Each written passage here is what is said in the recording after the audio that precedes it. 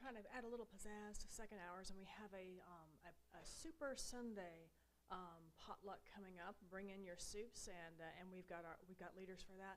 And then second Sunday, second hour, for this year, we're going to try and have more potlucks. We are signing up on perfectpotluck.com, and we'll send out periodical invites for each of the potlucks as they come in, so you're not confused about which one you're signing up for. And underneath that, it's not going to be just for food, but it's going to be for setup, cleanup, and kitchen. Those are areas that I think we all know need to get done, and we all hope gets done, but we need people to do that. So that I think a lot of folks get frightful. It's like, oh, it's going to take so much work to do a potluck, and it's usually because it's 3 people helping out in all those areas that need to get done, set up, clean up, and kitchen. So let's pitch in for that as well. If you don't want to cook, you can clean. So thank you very much, and we hope that this will be a successful way to have fellowship together on second hours. Also, if you're able to come a little early next week, if we had the tables already set up before the service, it would make it super easy afterwards for everyone to just carry their chair back and we'd be ready. So if any strong backs wanted to help set up a little early, that would be awesome. So we are excited to have second hour small group discussions starting again this week. We have, after the service, about 15 minutes for coffee and refreshments and conversation. And about 11:15, we break into discussion groups. We have 3 choices today. TED Talks in the library with Josh Ashley. You watch a TED Talk and give your opinions, discuss it. Pagan Pathways in the Harmony Room. Everybody's welcome. And you notice there's one called Speaker's Circle. It's what we used to call porch swing. Same thing, where we're discussing the topic of the day, what the speaker was discussing.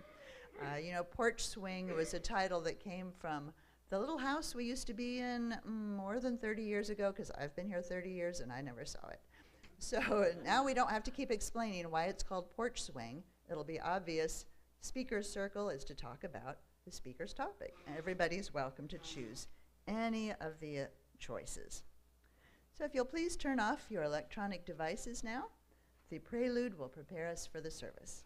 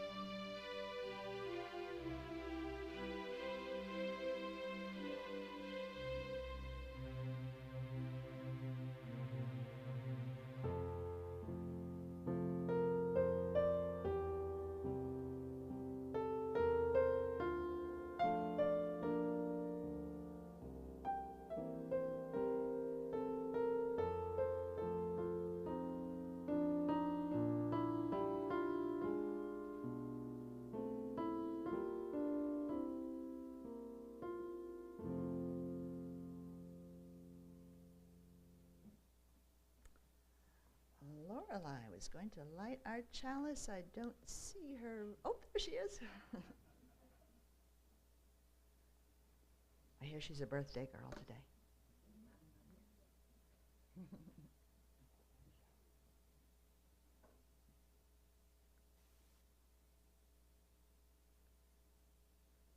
If you are going to meditate by candlelight, do not hurry to light the candle.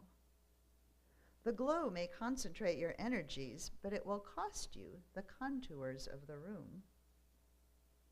If you walk the night forest by flashlight, the electric beam may reveal details on your path, but you will lose everything outside your concentrated ray.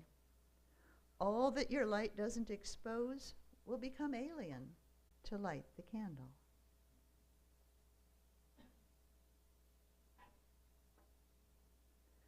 Please stand as you're able for our opening hymn. It's in the gray hymnal, number 55, Dark of Winter. This may be new to a lot of people, so Cecile is going to play the whole thing through first so we can catch on to the melody.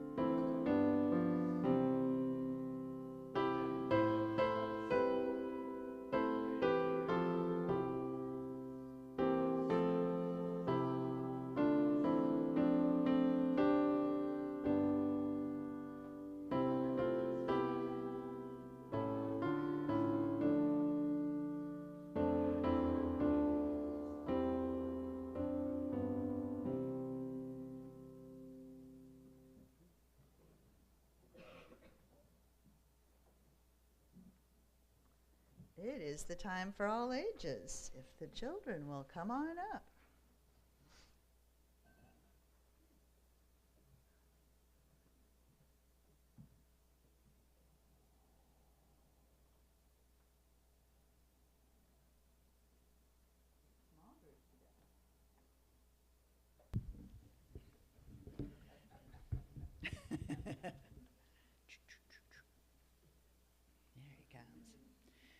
So sometimes at Christmas, my kids kind of play a trick on each other. Like it might look like it's an empty box that they open when they give a present to their brother or sister. And really maybe something's written on the box or hidden under the flap or something, but there's something in there. In this case, however, it's the gift of nothing, which does not sound like a very good present. It was a special day. And Mooch wanted to give his friend Earl a gift, his best friend. But what to get him? He had a bowl, he had a bed, he had a Chewy toy. He had it all. Mooch thought and thought, what do you get someone who already has everything? He's pretty depressed about that. And then he has an idea. Nothing.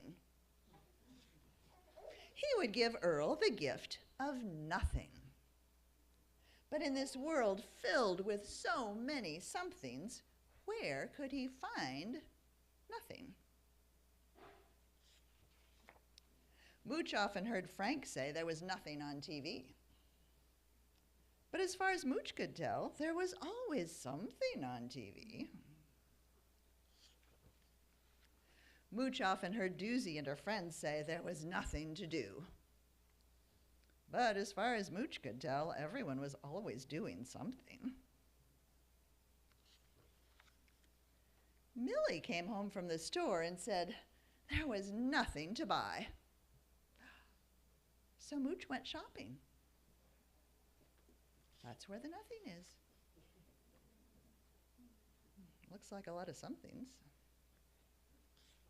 Mooch looked up and down every aisle. He found many, many somethings. The latest this, the newest that. But as far as he could tell, nothing was not for sale. So Mooch went home and sat on his pillow and just stayed still, as cats often do. And not even looking for it, he found nothing. So he went and got a box and put nothing in it. Then Mooch thought, maybe my best friend Earl deserves more than this. So he got a bigger box.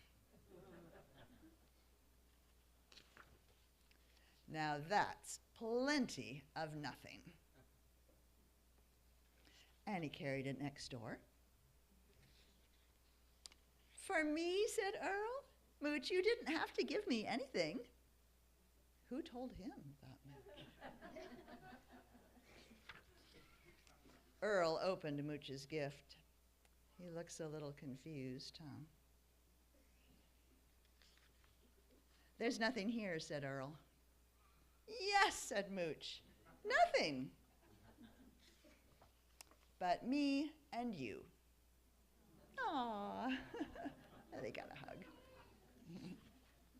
So Mooch and Earl just stayed still and enjoyed nothing. And everything. Although they did have a little fun playing with the empty box and ribbon. We are usually so busy we forget that just doing nothing can really be awesome. If you never sit around doing nothing, you don't give yourself time to make up creative things and have new ideas. So give yourself or your friends the gift of nothing, except maybe for being together. Yes? How can something nothing? How can something be nothing if it's nothing? You're going to have to figure that out, huh? How can it We make, you know, there's a story called Making Something Out of Nothing or something. I can't, there's all kinds of versions of it. Yeah, there's air in the box. That is a good gift. See you later. Thanks for listening.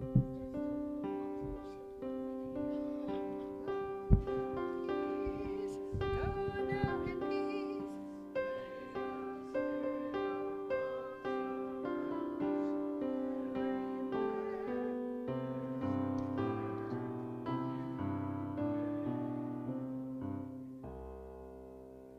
You're invited to briefly share personal events in your life by dropping a pebble into the bowl of water silently or while speaking into the microphone. In this way, we can support each other in sorrows and celebrate together in joy. This is a sacred time for us.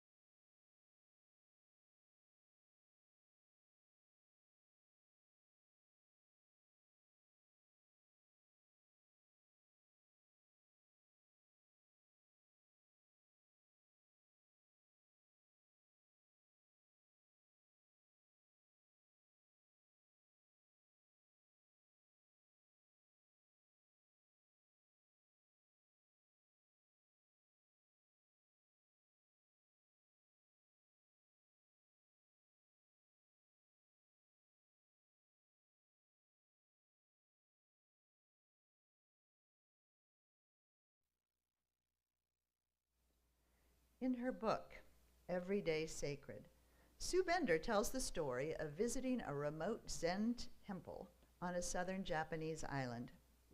There, her friend tells how the local farmers for years would walk the long, steep path, arriving after dark, and often spending the night with the monks. Now each farmer has a car, so this has changed. There's no longer time for this leisurely visit. They can easily drive home and not need to spend the night. Something about modernity has indeed changed our whole notion of time. Labor-saving devices, fast food, the notion that time is money and not to be wasted, all contribute to an overarching sense that life is escaping from us, and we had better rush to catch up to it. We can choose to race on to some elusive prize, or we can accept the gifts of the present. We can rage against the person who takes an extra few seconds at the checkout line, or we can allow him or her the grace of that extra beat of time. It may take a different mindset to live out this sense of time. It requires us to trust that good work is still being done in the quiet of the day or the leisure of a day off. The Taoist tradition has long trusted in this idea. It is embodied in Wu Wei, or action, non-action. It's a way of being that was without purposeful motive or striving, without forcing or rushing against the natural order of things. There is a grace and spontaneity. It is also an essential part of finding the way. It seems so easy to get caught up in a pace of life that makes us time's slave, to forgo the walk to the temple, to rush through today to get to tomorrow, and to be afraid to leave the fields of the heart and mind fallow for even a little while. Yet in these acts of faith, in the enoughness of what we have, particularly time, the richest harvest is sown. We leave a space in our service for a time of quiet meditation or prayer. We often forget to give ourselves time to simply sit and breathe in silence. We'll finish with a reading called To Look.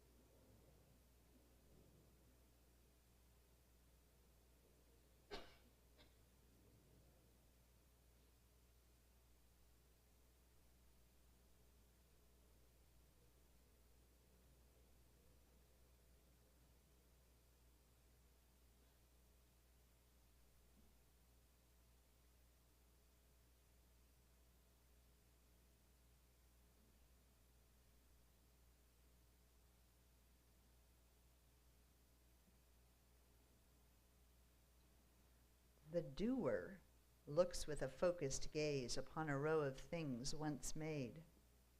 Or if of the reformer's mind, reshapes the things to fit the times. But the watcher looks in another way and sees the commonplace of day, a radiance of a wilted flower, a nest in a cathedral tower. The watcher moves with a deliberate gait and knows the power of the wait, to lift the weariness of time and show the world as a holy shrine.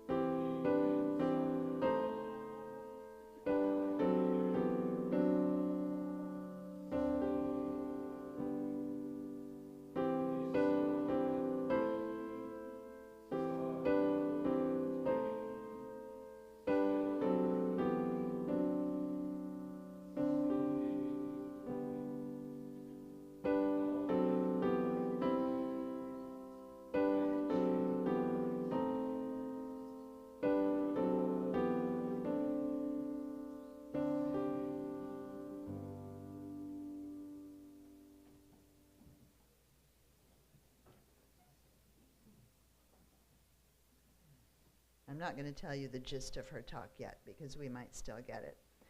But we all probably have plenty of times when we had nothing to do and maybe something good came from it. Oh, you've got it? Oh, right. Here we go.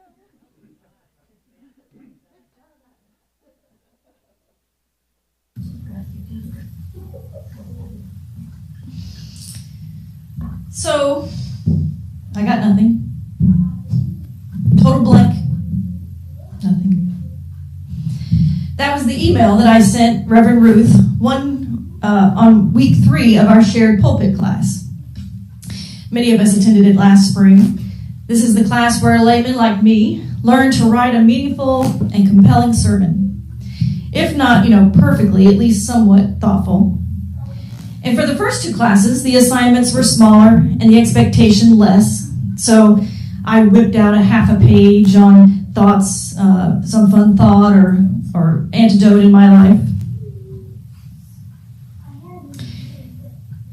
They were all to lead to a bigger idea to build our full sermon on. But then the 3rd class rolled around. And mind you, we had an extra week that week for some scheduling or holiday reason. But the 3rd class rolled around and nothing. I had absolutely nothing. 2 whole weeks to explore some great idea, research all kinds of amazing quotes and remarks from people that would really bring home my point.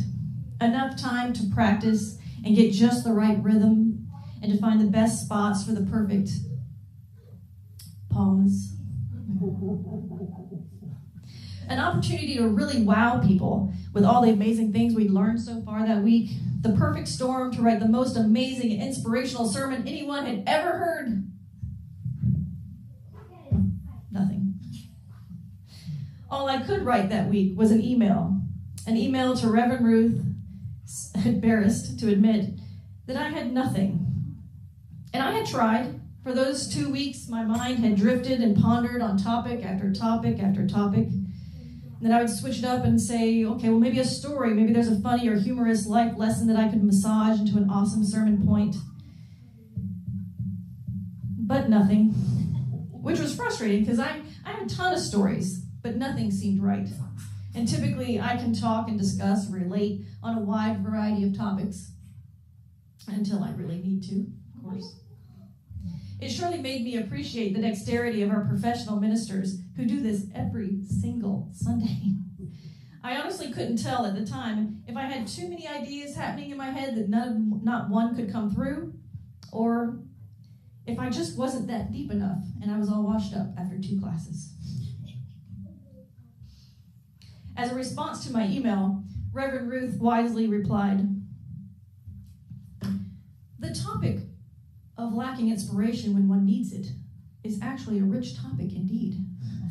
Grasshopper. Okay, I added the grasshopper. But yeah, lacking inspiration, well, I could definitely speak to that. I felt sure that if anybody could talk about nothing, it was me. But then what started as a joke became the idea that I was actually looking for. Nothing. Nothing was the perfect path for me to stumble down on this journey of mine with no direction and no map. I thought, nothing, now that is something I can write about. So, here's a little something about nothing. When was the last time that you thought about nothing? Where does nothing rank in your day? How much nothing do you have in your life? Like no phone, no Netflix, no other people, nothing. Not even meditation, like nothing. Truly doing nothing. I mean, what does that even look like? Have you ever truly done nothing? Maybe if some of us can remember back when we were kids on a sunny summer afternoon when there was truly nothing to do and you just kind of hung out. But if you're like me and like most of us, nothing doesn't happen very often nowadays, if ever. I mean, really, who has the time for something like nothing? Having grown up in a pretty strict household where there was always something to be doing, cleaning, cooking, learning, anything but nothing. The concept of nothing just wasn't something I was used to until I got till later on in life. And now, as an adult, I've continued to stay pretty busy. Family, work, volunteering, social life. I'm a curious person, and I love to learn and see new things. And I have become a pro at always having something to do. But then the pandemic hit, right? And all of that came to a halt. Do you remember? People were going nuts, stuck at home without all the stuff that fills our lives. In my family, I have an aunt that lives in Tampa, and when the lockdown first started, I thought she was going to lose her mind. She has always been a social butterfly. She's retired and lives alone, but she still loves spending her days running errands, meeting friends, watching the game, any game, at the local neighborhood pub. And without it, she was seriously struggling. It was not in her nature to do nothing, and honestly still isn't. But over those long months of confinement, we navigated her nothing together. I began calling her a couple of times a day just to break up the hours and make sure that she stayed connected.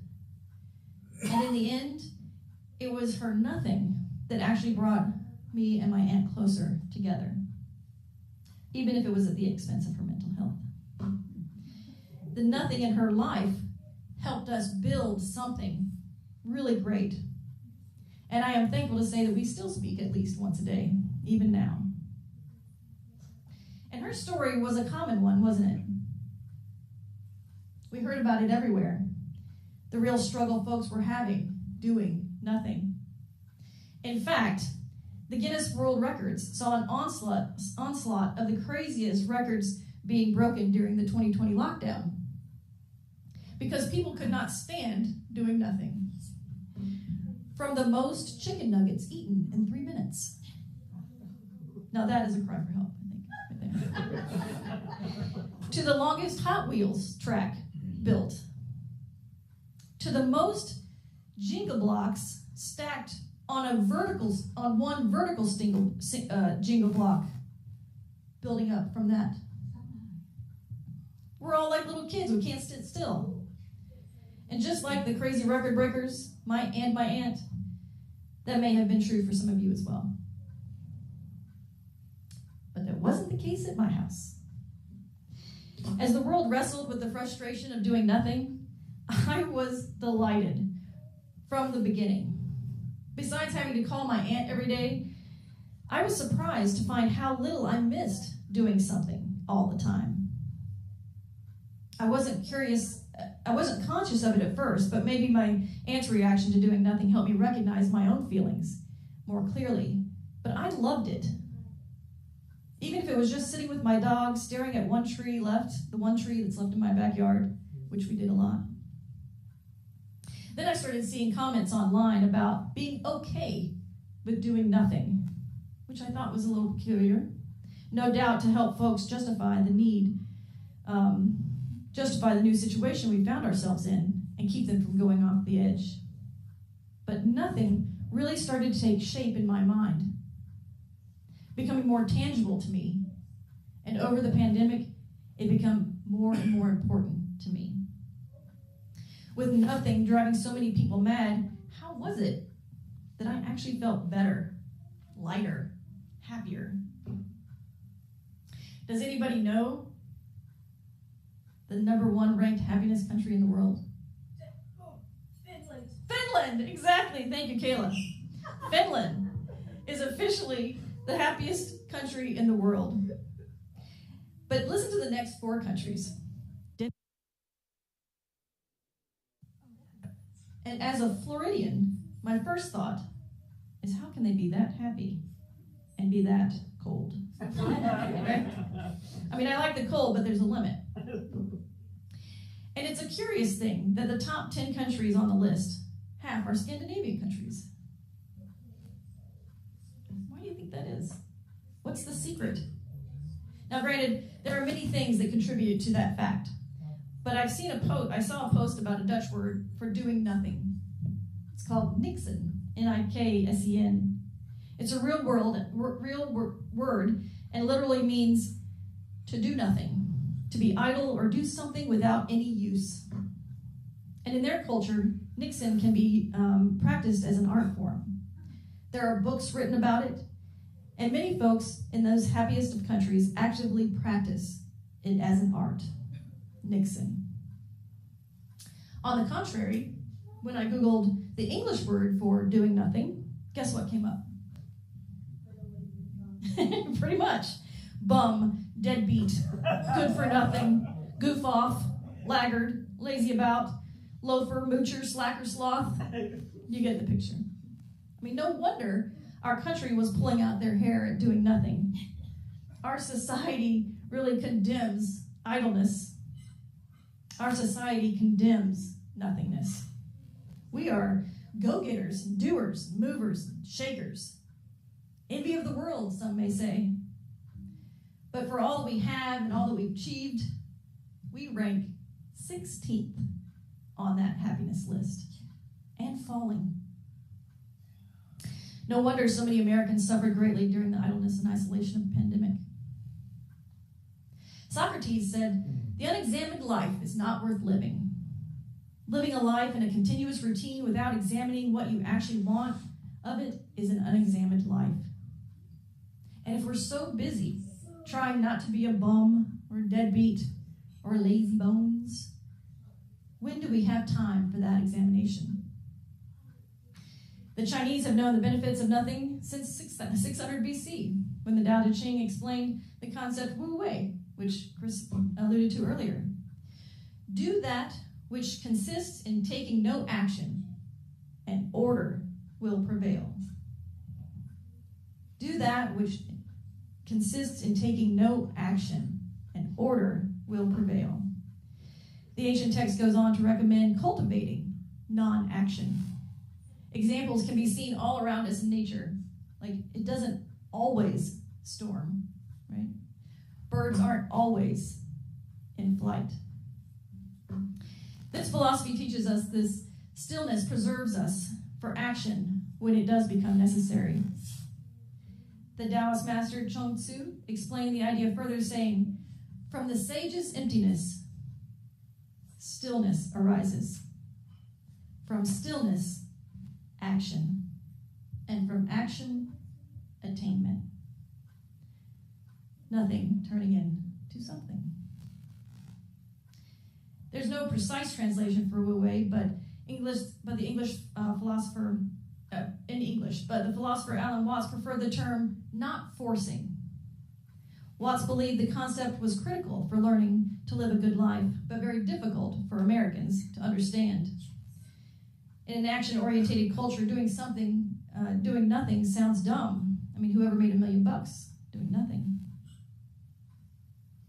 Do that which consists in taking no action, and order will prevail. I like to think of another word for order as contentment or clarity. As I continue my personal journey of self-improvement, I've been working on my listening, along with a slew of other things.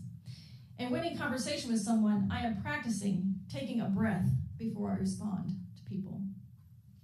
Taking no action, if you will. Giving myself a breath to make sure that I heard them, understood them, and that my response is connected to what they actually said. This may seem simple, but having been one of those folks who was constantly thinking about how I was going to respond to someone when they were talking, it's still a work in progress for me.